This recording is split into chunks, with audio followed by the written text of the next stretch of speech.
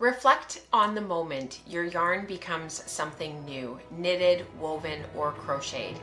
How does your relationship with the fiber change once it's part of a finished fabric? Welcome to episode 11 of the Woolen Spinning Vlogmas. If you are just checking out my videos and you're new here, you might want to watch episode 1 first, which is linked for you down below. I'll be releasing these videos every other day so that my production schedule isn't completely overwhelming, and I hope that you enjoy them. So I had a conversation with a very dear friend of mine years ago about the process of creating from raw material as we do in spinning. She's a jeweler and experiences similar nuance in her making as well. It was the first time someone had helped me to pinpoint exactly what was so special about the process of working from raw material. And she shared that she hadn't experienced the level of creativity that she was able to achieve until working from raw, unprocessed materials. There is something intimate about getting to know our materials so well that by the end we have been able to trace them to their origins and completely transform them into something amazing, be it a garment or otherwise. So let's get into it.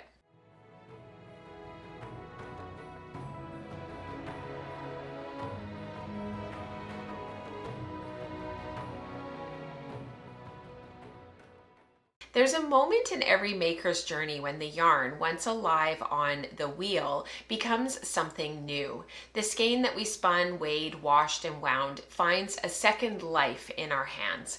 It's no longer potential, it's becoming fabric. Whether through knitting needles, a loom, or a hook in crochet, the yarn crosses a boundary from single continuous thread to a structured form.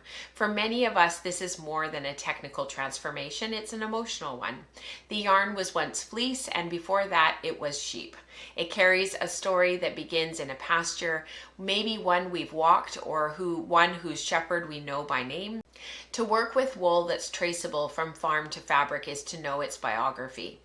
Every stage from scouring and spinning to knitting or weaving deepens that relationship, and by the time the fabric rests in our lap, we have touched its entire life.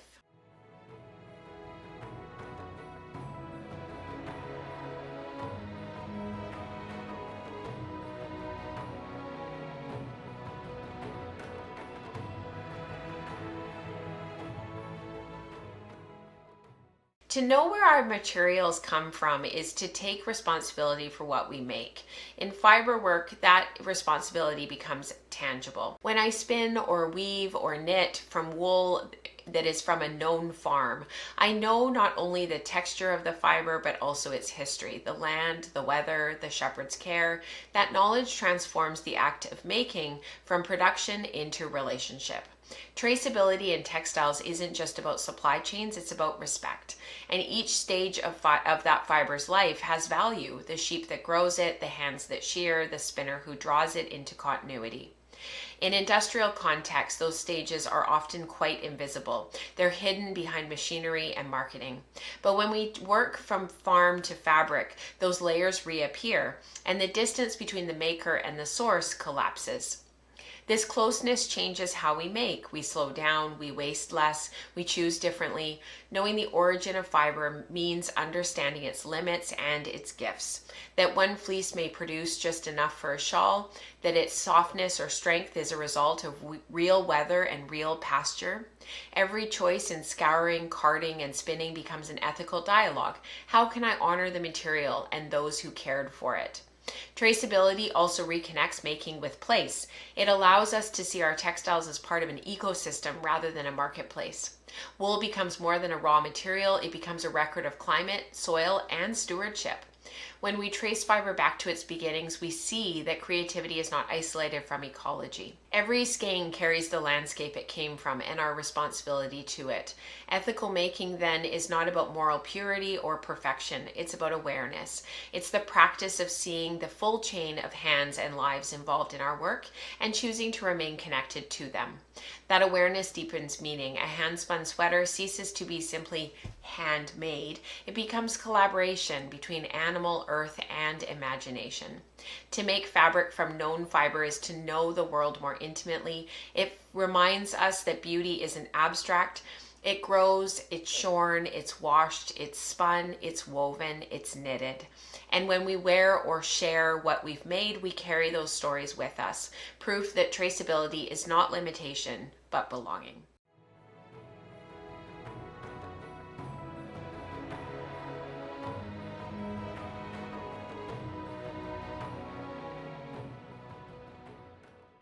Knitting is a conversation between tension and release, repetition and variation.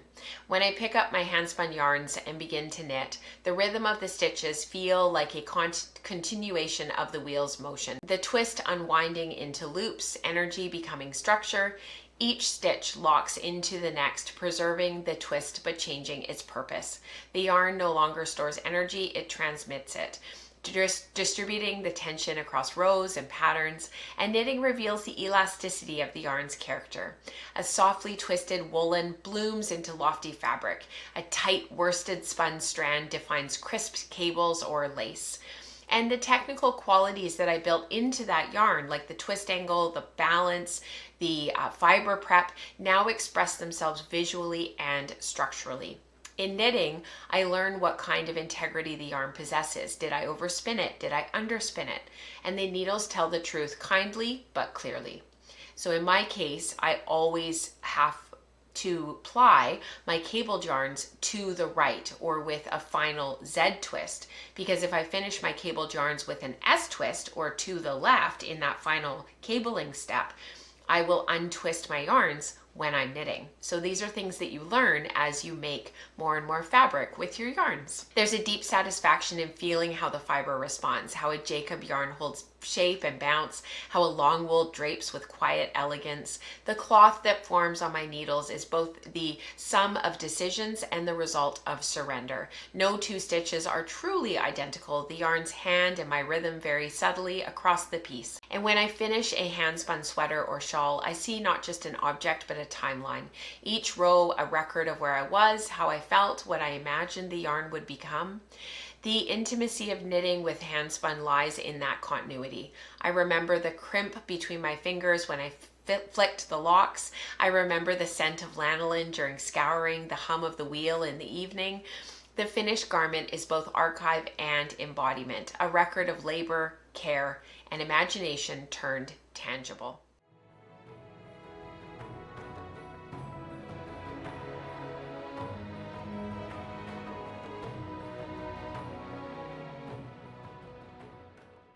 So weaving transforms yarn differently. Where knitting is fluid and elastic, weaving is more architectural.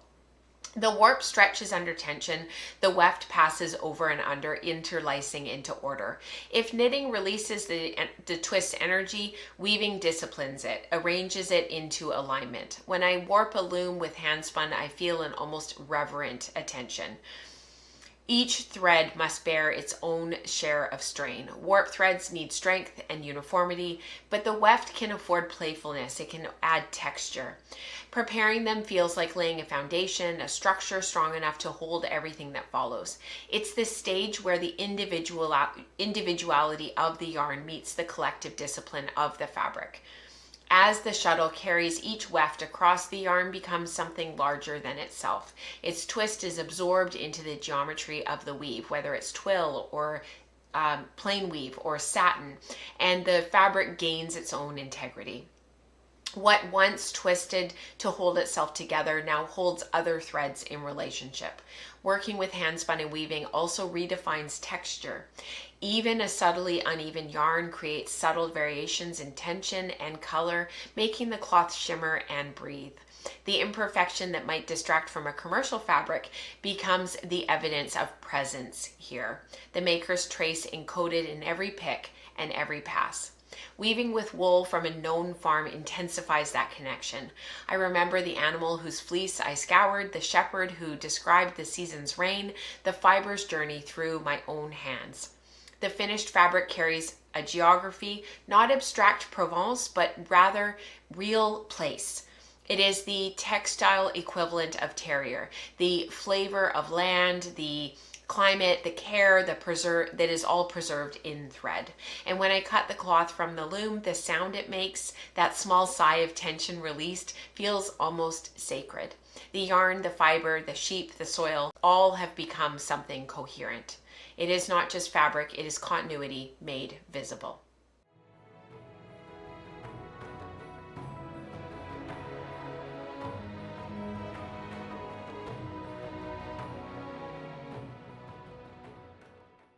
To make fabric from known fiber is to dissolve distance. In a global textile system, so much of what we wear is anonymous. Fiber sourced from one continent, spun on another, sewn on a third. But when we spin, knit, or weave our own wool, that anonymity vanishes. We know the origin of every strand. The act becomes intimate, accountable, and whole.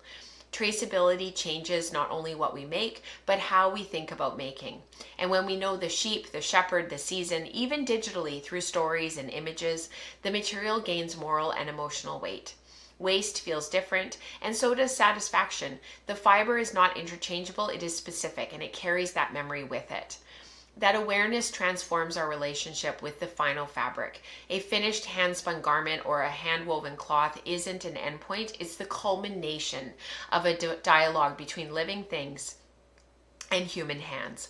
We participated in every stage, animal to fleece, fleece to yarn, yarn to fabric, fabric to form. And in a world that measures productivity in speed and sameness, this process offers a different value, one rooted in presence and traceability. It reminds us that creativity is not a separate act from stewardship, and when our yarn becomes fabric, we don't lose touch with it. We deepen the relationship. The transformation is not an ending, but a continuation of care.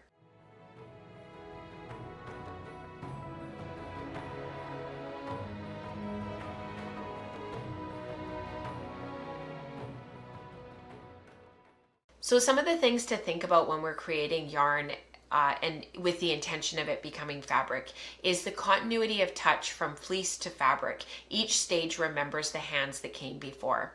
Scouring, spinning, knitting, or weaving, every action leaves residue of rhythm and intention. Number 2, transformation of energy twist means that energy becomes the structure. In knitting, it often relaxes and has an opportunity to expand, but in weaving, it often aligns and stabilizes the fabric. Each fabric can interpret the same yarn very differently. Number 3, traceability as meaning. Knowing the farm, the shepherd, or even the specific flock adds narrative depth. The material becomes not just local, but personal. It's an ecology of relationship. Number 4, presence in the final fabric. When the yarn becomes something new, it still holds the story of what it was. Fabric is not the erasure of fiber, it's the embodiment of every stage that preceded it. Farm to fabric is more than a process, it's a way of belonging. We had a really interesting conversation on Woolen Spinning Radio this month, and it was released on December 1st, and I've linked it down below for you guys. But we had a really interesting conversation about this idea of finding joy and playfulness in our yarns.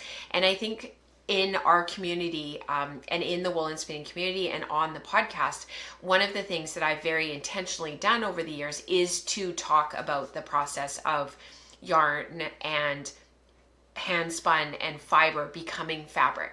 And it's one of our hashtags, which is hashtag use your hand spun. And we often talk about yarn becoming fabric, and that's a big part of what we talk about here.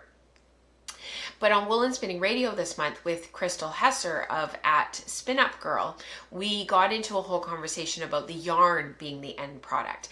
And a lot of the yarns that she spins is textured yarns, art yarns. She's making beehives and core spun, and she's doing all sorts of things. And then she turns around and sells a lot of her yarns so that she can pass that yarn along to somebody else who's going to use it in a myriad of different ways, and she talks about that on the podcast.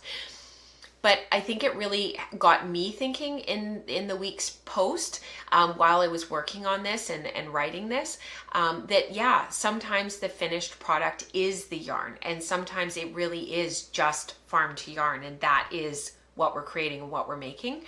And there's nothing wrong with that. And I think sometimes in our community we get really caught up in making fabric, and we sort of forget that sometimes the product is the yarn. So I don't want anybody to go away thinking that the intention of this vlog by and large was only that you have to make fabric. It's just that it's part of the overarching conversation, and it's one that we do often have in our community and on the podcast, but it's not the only way. And fabric doesn't have to be the end result every time. Sometimes the yarn is the product, and that is the final stage. And I just wanted to, highlight that and take a moment to acknowledge that.